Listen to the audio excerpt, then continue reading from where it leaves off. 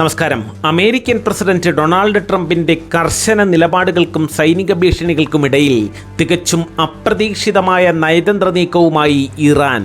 തങ്ങളുടെ പക്കലുള്ള സമ്പുഷ്ടീകരിച്ച യുറേനിയം ശേഖരം അമേരിക്കയ്ക്ക് കൈമാറുന്നതിന് പകരം റഷ്യയെ ഏൽപ്പിക്കാനാണ് ഇറാന്റെ നീക്കം.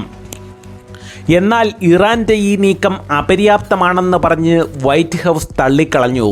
ഇറാന്റെ പക്കലുള്ള 400 കിലോഗ്രാം യുറേനിയവും പൂർണ്ണമായും വിട്ടുകൊടുക്കണമെന്നും ആണവ പദ്ധതികൾ എന്നേക്കുമായി ഉപേക്ഷിക്കണമെന്നുമാണ് ട്രംപിന്റെ ആവശ്യം.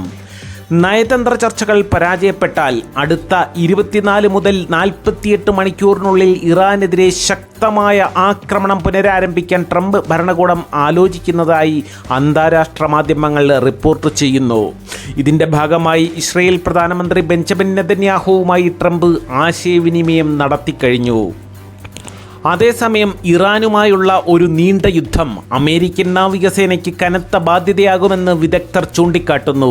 മിസൈലുകൾ തൊടുക്കാൻ ശേഷിയുള്ള അമേരിക്കയുടെ പ്രമുഖ അന്തർവാഹിനികൾ കാലാവധി കഴിയാറായതും ബജറ്റ് പ്രതിസന്ധിയും പെൻറ്റഗണിനെ കുഴപ്പിക്കുന്നുണ്ട്. തങ്ങളുടെ അതിർത്തിയിൽ എന്തെങ്കിലും തരത്തിലുള്ള കടന്നുകയറ്റമുണ്ടായാൽ ഹോർമുസ് കടലിടുക്ക് അടക്കമുള്ള തന്ത്രപ്രധാന മേഖലകളിൽ ശക്തമായ തിരിച്ചടി നൽകുമെന്ന് ഇറാൻ വിദേശകാര്യ മന്ത്രാലയവും ഇതിനകം തന്നെ വ്യക്തമാക്കിയിട്ടുണ്ട്.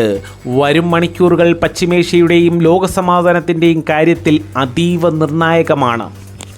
തങ്ങളുടെ ആണവശേഖരം റഷ്യയ്ക്ക് കൈമാറാം എന്ന ഇറാന്റെ നിർദ്ദേശം വ്ളാദിമിർ പുടിന് ഈ മേഖലയിലുള്ള സ്വാധീനം വർദ്ധിപ്പിക്കും. അമേരിക്കയെ സംബന്ധിച്ചിടത്തോളം ഇത് വലിയൊരു തിരിച്ചടിയാണ്. കാരണം യുറേനിയൻ റഷ്യൻ നിയന്ത്രണത്തിലാകുന്നത് തങ്ങളുടെ മേൽക്കോയ്മ ചോദ്യം ചെയ്യപ്പെടുന്നതിന് തുല്യമാണെന്ന് വാഷിംഗ്ടൺ വിശ്വസിക്കുന്നു. പരമാവധി സമ്മർദ്ദം എന്ന നയം തുടരുന്ന ഡൊണാൾഡ് ട്രംപിന് ഇറാന്റെ ഈ ഉപാധികൾ അംഗീകരിക്കുന്നത് തൻ്റെ പ്രതിച്ഛായയെ ബാധിക്കുമെന്ന് ഭയമുണ്ട്. എന്നാൽ മറ്റൊരു വശത്ത് ഒരു നീണ്ട യുദ്ധത്തിലേക്ക് നീങ്ങുന്നത് അമേരിക്കൻ സമ്പദ് വ്യവസ്ഥയ്ക്കും സൈനിക ശേഷിക്കും വലിയ വെല്ലുവിളിയാകുമെന്ന് പെൻറ്റഗൺ ഉദ്യോഗസ്ഥർ മുന്നറിയിപ്പ് നൽകുന്നു. ലോകത്തെ പ്രധാന എണ്ണക്കടത്തു പാതയായ ഹോർമുസ് കടലിടുക്കിൽ ഇറാൻ പ്രകോപനം സൃഷ്ടിച്ചാൽ അത് ആഗോള വിപണിയിൽ എണ്ണവില കുതിച്ചുയരാൻ കാരണമാകും. ഈ സാഹചര്യത്തെ വിശകലനം ചെയ്യുമ്പോൾ നയതന്ത്ര ചർച്ചകളും സൈനിക ഭീഷണികളും ഒരേ സമയം പയറ്റുന്ന ഒരു മൈൻഡ് ഗെയിമിനാണ് ലോകം സാക്ഷ്യം വഹിക്കുന്നത്. ഇറാന്റെ പുതിയ നിർദ്ദേശം ട്രംപ് ഭരണകൂടത്തെ സംബന്ധിച്ചിടത്തോളം ഒരു വലിയ പ്രതിസന്ധിയാണ് സൃഷ്ടിച്ചിരിക്കുന്നത്.